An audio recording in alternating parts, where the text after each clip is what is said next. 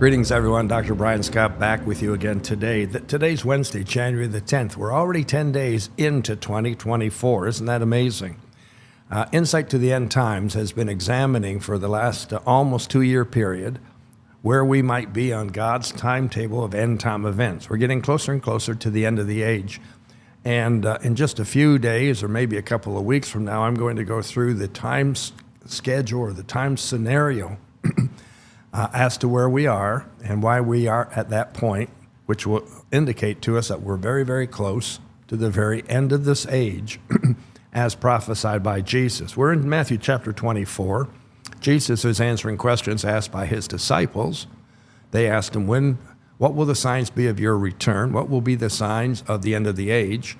He's answering. We're in verses 6 and 7. Verse 6 says there would be wars and rumors of war.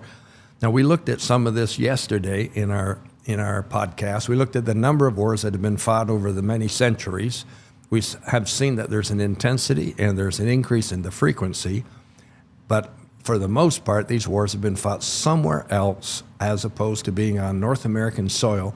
The last major war here in North America was the Civil War in the United States in 1861 through 1865. That's a long time ago, and none of us were around at that time. But these conflicts that we're talking about, they have impact on the world, they have impact on us, and they are prophetic. And we need to be aware of the fact that Jesus prophesied that we would have wars and rumors of war. I want to turn our attention today to the two most current wars that we are concerned with as a nation and as a continent, which means the United States and Canada are taking a greater interest in these two wars. The first one is the Russian invasion of the Ukraine. It began in February of 2022. It's in its 23rd month. The second one is the most recent attack by Hamas, the terrorist group out of Gaza, against Israel, October the 7th, 2023, and the resulting conflict and battles that have taken place as Israel looks to rid Gaza of the Hamas terrorists. Why are we concerned about this? These two wars have impacted us here in North America. What do I mean by that? Well, the Ukrainian war, the Russian war in the Ukraine. The Ukrainians have called on the world to help them, to support them, to supply them, send them men, send them weapons, send them arms, send them food, send them money, send them airplanes, send them rockets and missiles and every kind of warfare, send them drones, send them defense systems. Our two countries, especially the United States, has responded with billions and billions and billions of dollars. But now that we're into the 22nd, 23rd month of this war, the U.S. government, the various parties there, the two parties, they're getting to a point where they're tired of this never-ending war. And so the funds aren't flowing quite as freely as they did before. Here in Canada, it's a similar thing, although from our position here in Canada, we're slow to respond, and we're so slow to supply because we don't have the arms and the goods to supply. But the point I'm getting at is this. That war is impacting us. We're starting to feel the pinch of it. The Israeli-Hamas war, that's a different matter altogether.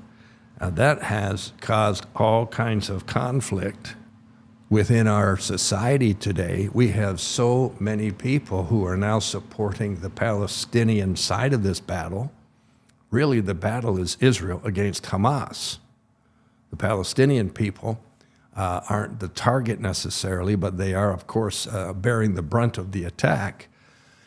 And all of a sudden, the world's attitude towards Israel has turned very, very negative. So it's impacting us. It's in the news. It's on the news. It's in our government houses. It's being debated. We have people who are very pro-Palestinian. We have people who are pro-Israel, but they're very quiet. And so we've got a conflict going on that's impacting us. In fact, in the papers this week, there's been a lot of noise about this, even hitting the U.S. Ivy League schools, who have been under attack for their lack of support for the Jewish students and Jewish faculty and so on. But I want you to know these aren't the only conflicts that are occurring. There are other conflicts occurring. Jesus said there would be wars and rumors of war. Let me give you a few thoughts here for just a moment. These are very current, of course.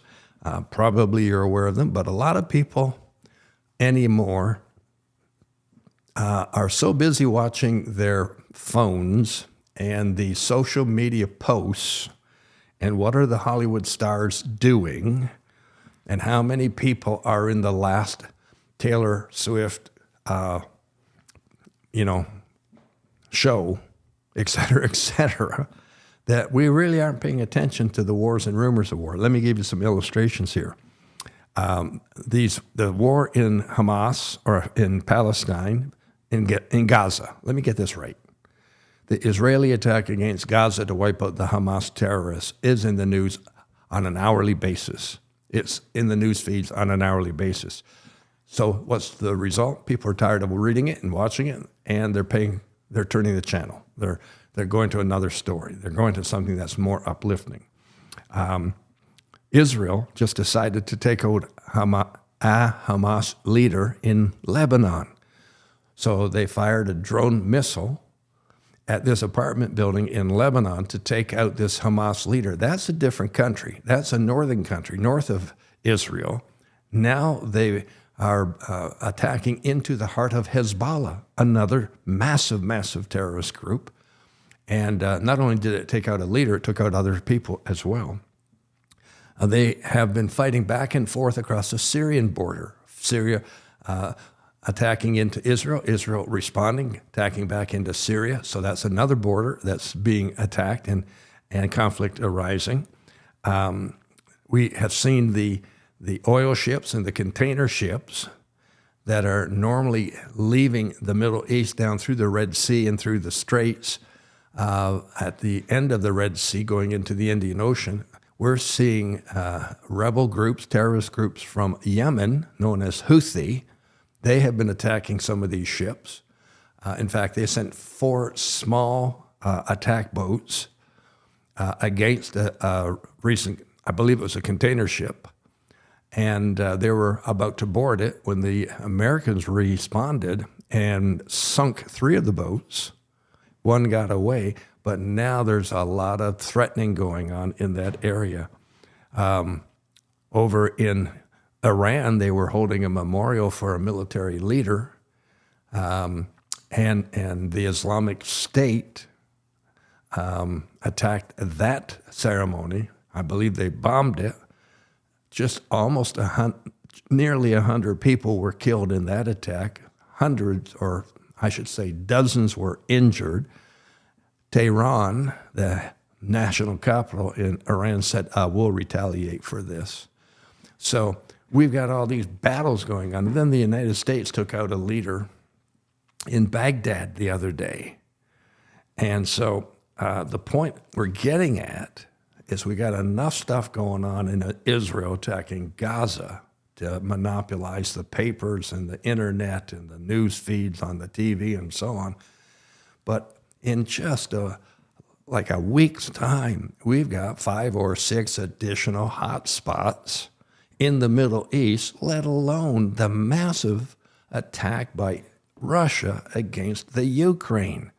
And now they're heading into populated areas, apartment buildings, museums, libraries, and so on, with massive attacks. It's been reported they've been storing up missiles, many of those missiles provided by other countries that are in league with Russia, to launch an all-out offensive against the Ukraine. Ukraine is lacking in their defense systems at the present time. Hey, this thing's a mess. This is we've had wars all through the years. We acknowledge that. But Jesus said, leading up to the last days, you're going to see wars and rumors of wars. And folks, you can't read the paper, turn on the news, or read your internet news on your phones or laptops without seeing things that are war-oriented. Jesus was absolutely correct. See you tomorrow.